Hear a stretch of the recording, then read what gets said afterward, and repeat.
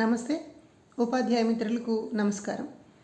ఈ మాసం మనం చర్చించుకునేటువంటి ముఖ్యమైన విషయం ఏంటంటే ఇన్ బిట్వీన్ లైన్స్ లెర్నింగ్ అంటే ఏమిటి అన్న విషయం గురించి తెలుసుకుందాం. సాధారణంగా చదవడం అంటే అర్థం చేసుకోవడం అని మనందరికీ తెలుసు.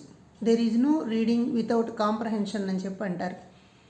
అలా కాకుండా కేవలం పదాలని లేదా అక్షరాలని వాక్యాలని చదివితే దాన్ని డీకోడింగ్ అంటారు. కాబట్టి పిల్లలు చదివిన దాన్ని అర్థం చేసుకోవాలి.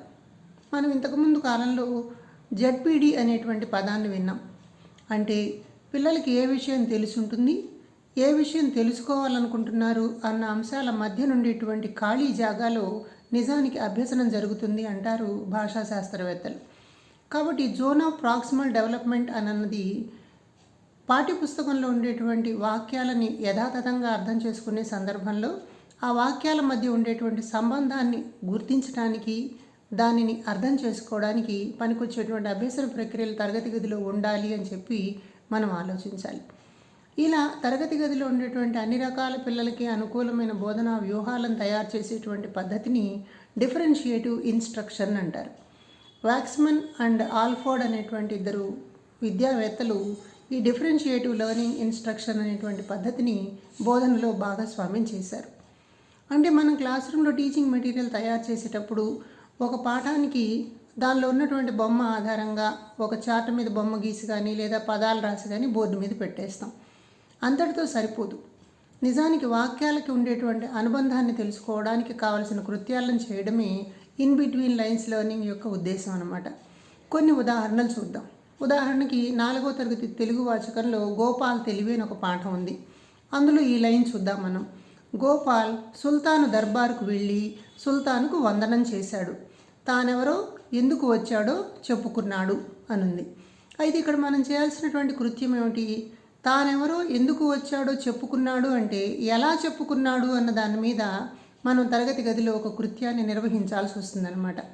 అలాగే 5వ తరగతి తెలుగులో ఉండేటువంటి కొండవాగు అనే పాఠంలో చూడాలనుకోవాలే కానీ ప్రకృతిలో ప్రతి దృశ్యము అందమైనది, వినాలనుకోవాలే కానీ ప్రతి శబ్దము అద్భుతమైనది అన్న వాక్యాలు ఉన్నాయి.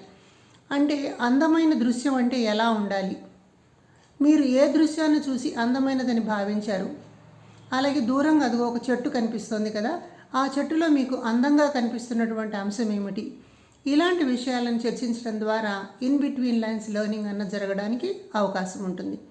అలాగే 5వ తరగతి ఇంగ్లీష్లో మ్యాజిక్ ఫిష్ అనేటువంటి ఒక లెసన్ ఉంది. అందులో ఒక వాక్యాన్ని ఉదాహరణగా తీసుకుందాం. Abhiram went home empty hands, he told his wife about the fish అని ఉంటుందన్నమాట.